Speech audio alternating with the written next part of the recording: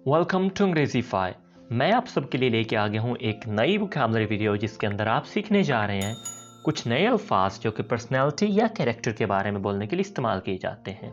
Personality या character से मुराद आप किसी पर्सन के बारे में नेगेटिव या कुछ पॉजिटिव फीडबैक देना चाहते हो रिगार्डिंग हिज कैरेक्टर यानी उसके किरदार के बारे में, तो उनके लिए आप ये वर्ड इस्तेमाल कर सकते हैं। जैसे कोई पर्सन अच्छा है, कोई धोखेबाज है, कोई वफादार है, उसके लिए मुख्तलिफ क्या वर्ड इस्तेमाल होते हैं। अगर आप चाहते हैं कि आप ये लेसन पीडीएफ में हासिल करें जो कि आपको बाद में ये लेसन रिवाइज करने में हेल्प करेगा, तो इस वीडियो के एंड तक देखते रहें और मैं आपको उसको डाउनलोड करने का तरीका बता दूंगा। और अगर आप इस चैनल पर नए हैं और आप सीखना चाहते हैं इंग्लिश एक इंतहाई आसान तरीके से, तो इस चैनल को अभी सब्सक्राइब कर लें क्योंकि इस तरह की मज़ीद वीडियोस यहाँ पे अपलोड होती रहेंगी।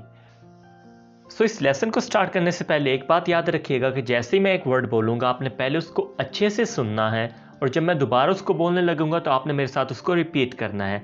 इससे आपका भी वो लफ्ज़ अदा करने का तरीका अच्छा हो जाएगा। सो स्टार्ट करते हैं पहले लफ्ज़ के साथ जो क्या है झगड़ालू।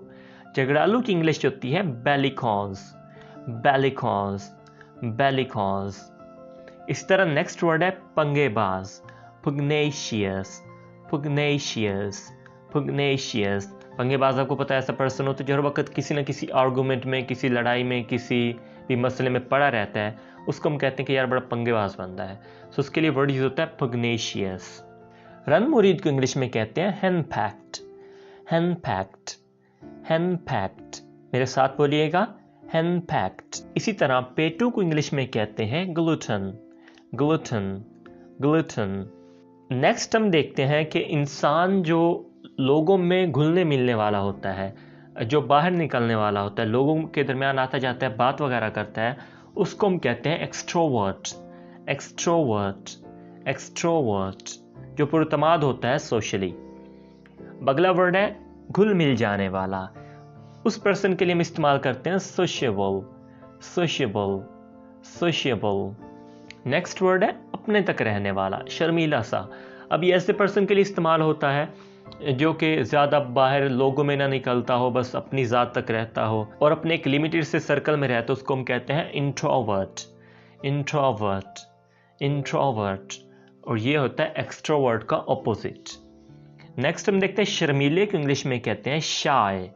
जैसे हमने अगर कहना है कि यार वो बहुत शर्मीला है, ही इज़ वेरी शाय, वो बहुत शर्मीला है। बुज़दिल, बुज़दिल के लिए इंग्लिश में वर्ड यूज होता है कॉवर्ड, कॉवर्ड, कॉवर्ड। इस तरह बहादुर के लिए इंग्लिश में इस्तेमाल होता है ब्रेव, ब्रेव, ब्रेव। नेक इंसान के लिए इंग्लिश वर्ड यूज होता है नोबल, नोबल, नोबल। और मासूम के लिए यूज होता है इनोसेंट, इनोसेंट, इनोसेंट। इसी तरह मस्बत रवैया रखने वाले इंसान के लिए वर्ड यूज होता है पॉजिटिव, पॉजिटिव, पॉजिटिव। अगर हम चाहते हैं कि हम किसी पर्सन के बारे में कहें यार वो बहुत अच्छा रवैया या मस्बत रवैया रखने वाला इंसान है, तो हम कहेंगे यार ही इज़ पॉजिटिव पर्सन। और इसी तरह अगर हमें उसके लिए एक और वर्ड इस्तेमाल करना है जो कि बिल्कुल सेम मीनिंग रखता है, वो है ऑप्टिमिस्टिक, ऑप्टिमिस्टिक, ऑप्टिमिस्टिक। और इसी तरह हम देखते हैं कि उसका ऑपोजिट, यानी अगर एक पर्सन मनफी रवैया या सोच रखने वाला, तो हम कहते हैं he is negative, negative, negative. या फिर हम उसके लिए इस्तेमाल करते हैं pessimistic, pessimistic, pessimistic. Pessimistic term में है ऑप्टिमिस्टिक की ऑपोजिट। कामचोर की इंग्लिश में कहते हैं स्लैकर, स्लैकर, स्लैकर। मेरे साथ बोलें स्लैकर। इसी तरह कामचोर के लिए एक और वर्ड इस्तेमाल होता है जिसको हम कहते हैं शिर्क, शिर्क, शिर्क। हसास इंसान, इसके लिए इंग्लिश में वर्ड इस्तेमाल होता है सेंसिटिव, सेंसिटिव, सेंसिटिव। ये एक ऐसे इंसान के लिए इस्तेमाल होता है जो दूसरों का एहसास करता हो, जो दूसरों के बारे में सोचता हो। इसी तरह एक और वर्ड केयरिंग, केयरिंग, केयरिंग। ये यूज़ होता है किसी का ख्याल रखने वाला, जो दूसरों का ख्याल रखने वाला इंसान होता है, उसके लिए हम यूज़ करते हैं caring. He is very caring, वो बहुत ख्याल रखने वाला है। अगर कोई सच्चा है तो उसके लिए इंग्लिश में हम दो वर्ड इस्तेमाल करते हैं ज़्यादातर, ऑनेस्ट, ऑनेस्ट, ऑनेस्ट। इस वर्ड को बहुत से लोग मिस प्रोनाउंस करके होनेस्ट बोल देते हैं, मतलब एच को साथ प्रोनाउंस करते हैं, लेकिन इस वर्ड के अंदर हमने एच को प्रोनाउंस नहीं करना होता, हमने सिंपली कहना होता है ऑनेस्ट। मतलब एच को हमने प्रोनाउंस नहीं करना होता। इस तरह सच्चे के लिए एक और वर्ड जो कि ट्रूथ से निकला है उसको हम कहते हैं ट्रूथफुल, ट्रूथफुल, ट्रूथफुल। और मुखलिस के लिए इंग्लिश में इस्तेमाल होता है सिंसियर, सिंसियर, सिंसियर।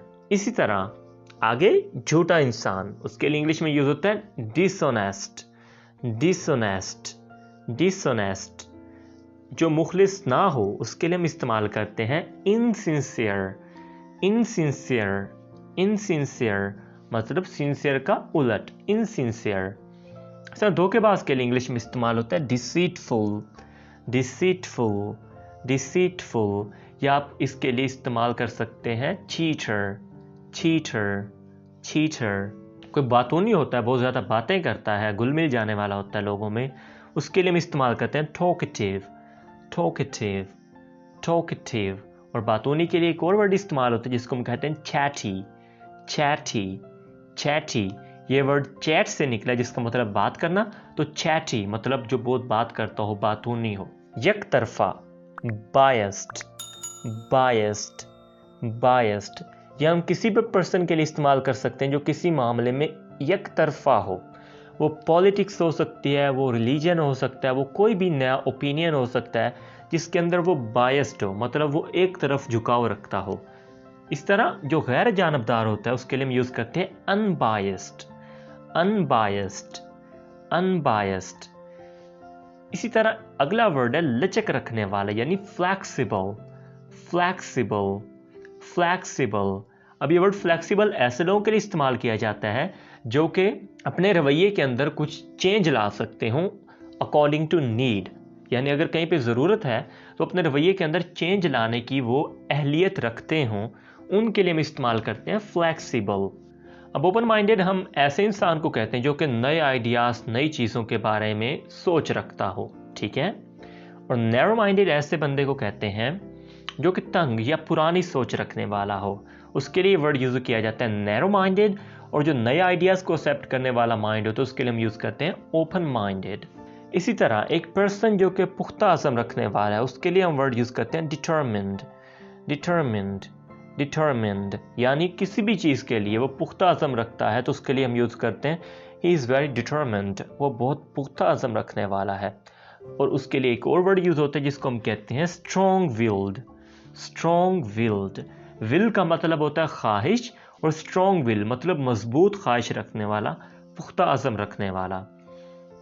इसी तरह अगर पुख्ता अज़म ना रखता हो तो हम उसके लिए यूज़ कर जाते हैं अनडिटर्मिन्ड, अनडिटर्मिन्ड, अनडिटर्मिन्ड। मतलब वो डिटर्मिन्ड नहीं है, वो अनडिटर्मिन्ड है, डिटर्मिन्ड का ऑपोजिट। इसी तरह पुख्ता अज़म ना रखने वाले के लिए एक वर्ड यूज़ होता है weak willed, weak willed, weak willed. यानी पीछे हमने स्ट्रॉन्ग विल्ड देखा जो पुख्ता अज़म रखने वाला है, और यहाँ पे है वीक विल्ड जो नहीं रखता, जो मजबूत ख्वाहिश नहीं रखता, उसके लिए हम यूज़ करते हैं वीक विल्ड। हार्ड वर्किंग इंसान होता है जो कि मेहनती हो, hard working, hard working, hard working. और इसके लिए एक और वर्ड इस्तेमाल होता है जो कि है इंडस्ट्रियस, इंडस्ट्रियस, इंडस्ट्रियस। आगे हम देखते हैं सुस्त इंसान को इंग्लिश में कहते हैं लेजी, लेजी, लेजी। और निकम्मे को इंग्लिश में कहते हैं आइडल, आइडल, आइडल। इस तरह ज़हीन इंसान को इंग्लिश में कहा जाता है इंटेलिजेंट, इंटेलिजेंट, इंटेलिजेंट। और इसके लिए एक और वर्ड यूज़ होता है ब्राइट, ब्राइट, ब्राइट। चालाक को इंग्लिश में कहते हैं क्लेवर, क्लेवर, क्लेवर। और जो तेज़ होता है बहुत उसको हम कहते हैं स्मार्ट, स्मार्ट, स्मार्ट।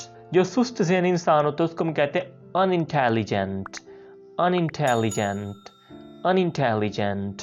अहमक को हम कहते हैं इंग्लिश में स्टूपिड, स्टूपिड, स्टूपिड।